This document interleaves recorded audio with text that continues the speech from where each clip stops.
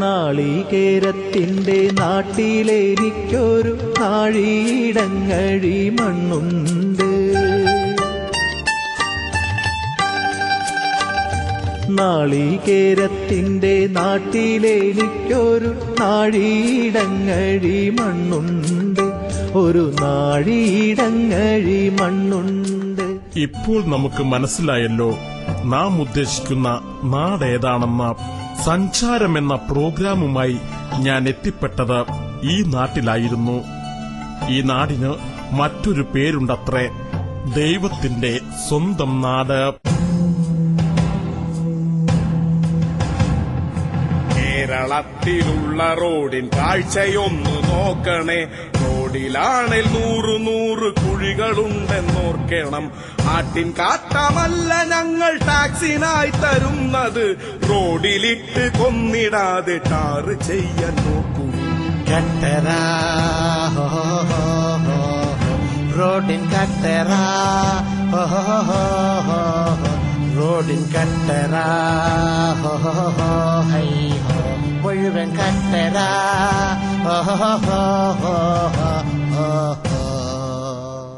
ഈ നാട്ടിലെ റോഡിന്റെ ഗതി ഇതാണെങ്കിൽ ഈ നാടിന്റെ ഗതി എന്താകും?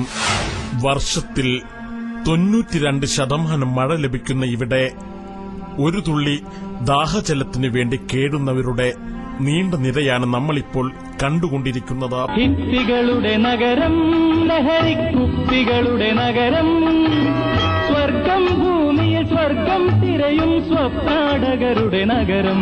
കഴിഞ്ഞ കുറെ മാസങ്ങൾക്ക് മുമ്പ് ഈ ജീവിയായിരുന്നു അത്രേ ഈ നാട്ടിലെ സൂപ്പർ സ്റ്റാർ.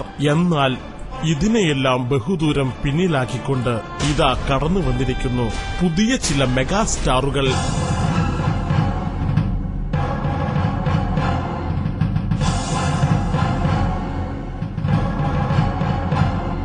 എന്നാൽ ഇപ്പോൾ ഈ മെഗാസ്റ്റാറുകളുടെ വിശ്രമാശ്രമം ഇവിടെയാണത്രേ.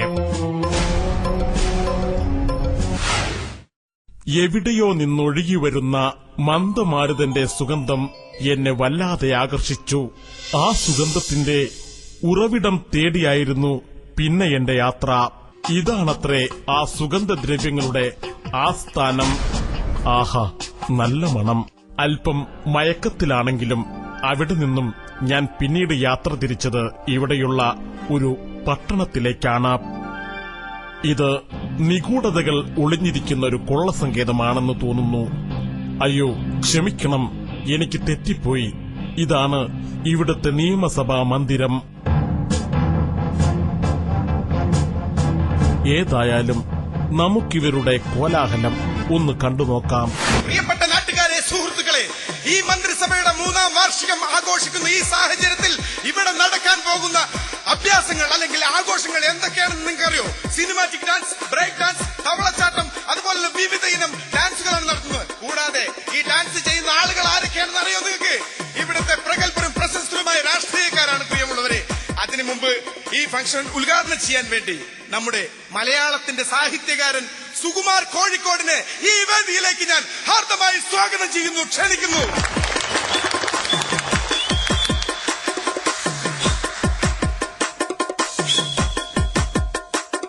സ്വന്തമായിട്ട് പ്രോത്സാഹിപ്പിക്കുന്നത് എപ്പോഴും നല്ലതാണെന്നാണ് കവികൾ പറഞ്ഞിട്ടുള്ളത്. അതുകൊണ്ടാണ് സാറ് വിസിലടിച്ചല്ലേ? അതെ, വളരെ ലളിതമായിട്ട് സംസാരിക്കുക എന്നുള്ളത് എന്റെ ഒരു വീക്ക്നെസ് ആയതുകൊണ്ട് വളരെ ലളിതമായി തന്നെ തുടങ്ങാം. അവിസ്മരണ സിദ്ധാന്തങ്ങളെ ഊർക്കളങ്ങളുടെ വിസ്ഫോടനങ്ങളിലേക്ക് വലിച്ചടയ്ക്കുന്ന ജ്ഞാനികമായ അവസ്ഥയുടെ നിർവികാര്യമായ അവിസ്ഫോടനങ്ങളെ വിസ്തൂരീകരിച്ച് അവിസ്ഫൂരമായ ഗിടാധികമായ ഗുടാദങ്ങളെ എന്നാണ് വളരെ ലളിതമാക്കി ഒന്നുകൂടെ പറഞ്ഞു തരാം നിങ്ങൾക്ക് മനസ്സിലായില്ലെങ്കിൽ. അതായത് കേരള രാഷ്ട്രീയത്തിന്റെ അത് മനസ്സിലായോ? അത് മനസ്സിലായി. കേരള രാഷ്ട്രീയത്തിന്റെ അവിസ്ഫോടനങ്ങളെ വിടൂകരിച്ച് ജ്ഞാനീകരിക്കുന്ന വിസ്ഫോടനത്തിന്റെ ബാഷ്പീകമായ ആസ്ഫോടനങ്ങളെ പുഷ്ടീകരിക്കുകയില്ലേ കിത്നാദികമായി ചെയ്യുന്നത്? എന്ത് ചെയ്യുന്നു? കിത്നാദികമായിട്ട് ചെയ്യുന്നത്. കിത്നാദികം അതല്ലേ? ലളിതമായിട്ട് പറഞ്ഞാൽ വളരെ ഇനിയും ലളിതമാക്കണം. ഒന്നുകൂടെ ലളിതമാക്കും. കേരള രാഷ്ട്രീയത്തിന്റെ ഗോത്രവർഗങ്ങളെ ഗുഡീതീകരിച്ച് അതിലുള്ള ബാഷ്പീകങ്ങളെ ആവിർഭവിച്ച് ഗുഡാധികമായ കൃഷ്ണാമമല്ലേ കഷ്ടിക്കുന്നത്? കഷ്ടിക്കണം, അതെ കഷ്ടിക്കണം. അതെ. അപ്പൊ അതിന് ഭക്ഷണം കഴിക്കണം. ഭക്ഷണം അത്രയല്ലേ ഉള്ളൂ. അതെ. അവിടെ റെഡിയാണ്. അപ്പൊ ഉദ്ഘാടനം ചെയ്തതായിട്ട് ചെയ്തു ചെയ്തു ചെയ്തോ? ചെയ്തു. അവിടെ ഭക്ഷണം റെഡിയാണ്. കഴിഞ്ഞോ? കഷ്ടിക്കാനുള്ള ഭക്ഷണം റെഡിയാണ്. അപ്പൊ പ്രസംഗം ഇനി വേണ്ട വേണ്ട. വേണ്ട വേണ്ട, പോയി തന്നെ പോയി തന്നെ. അവിടെ അപ്പൊ ഞാൻ ഭക്ഷണം അങ്ങോട്ട് റെഡിയാണ്. ഭക്ഷണം റെഡിയാണ്. പോയി തന്നെ. ഞാൻ അങ്ങോട്ട് ഭക്ഷണം റെഡിയാണ്. അവിടെ ഭക്ഷണം റെഡിയാണ്. റെഡിയാണ്. വിരലിങ്ങനെ വെച്ചാ എനിക്ക് അപ്പം പ്രസംഗിക്കണം. എനിക്ക് അപ്പൊ ഭക്ഷണം വേണ്ടല്ലോ. ഭക്ഷണവും അപ്പൊ ഭക്ഷണം റെഡിയാണ്. ഭക്ഷണത്തിന് വിരൽ ഇങ്ങനെയാണല്ലോ വെക്കുന്നത്. അതെ. അപ്പൊ എന്തിനാ വിരൽ ഇങ്ങനെ വെക്കുന്നത്? പ്രസംഗിക്കാൻ ഇങ്ങനെ, ഭക്ഷണത്തിന് ഇങ്ങനെ. ഇങ്ങനെയല്ലേ? ആ. അപ്പൊ ഭക്ഷണം റെഡിയാണ്. ഇതിന് റെഡിയാണ് അവിടെ. Okay okay.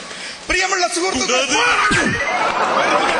ഇതാരെങ്കിലും കയറ്റിവിട്ട് എടോ, താൻ എവിടെ പോയി കിടക്കണോ? അല്ല, ഞാൻ തൊട്ടപ്പുറത്തുണ്ടായിരുന്നു. ദയവ് ചെയ്ത് എന്നെ ഈ പണിക്ക് പറ്റില്ല. ഇത് ഭക്ഷണം കഴിക്കുന്നതിനെ കാഷ്ടിക്കുക, ഭക്ഷണം കഴിക്കുന്ന ഇങ്ങനത്തെ ആക്ഷൻ, ഇതൊന്നും എനിക്ക് സഹിക്കാൻ പറ്റില്ല. എന്റെ പൊന്നു മോനെ, ബാക്കിയുള്ള കാര്യങ്ങള് നീ തന്നെ ചെയ്താൽ മതി. അപ്പൊ ഞാൻ തന്നെ ചെയ്യണം. ഞാൻ പോവാണ്, എന്നെ കൊണ്ട് പറ്റില്ല. അല്ല, ഞാൻ പറയണേ കേക്ക്. ഞാൻ തന്നെ ചെയ്തു. ചെയ്തോ? ഈശ്വര, എന്ത് കാര്യം വന്നാലും അവസാനം എന്നെ തലേ തന്നെ വീഴും. ഇടുത്തി വീഴുന്ന പോലെ. പ്രിയപ്പെട്ടവരെ,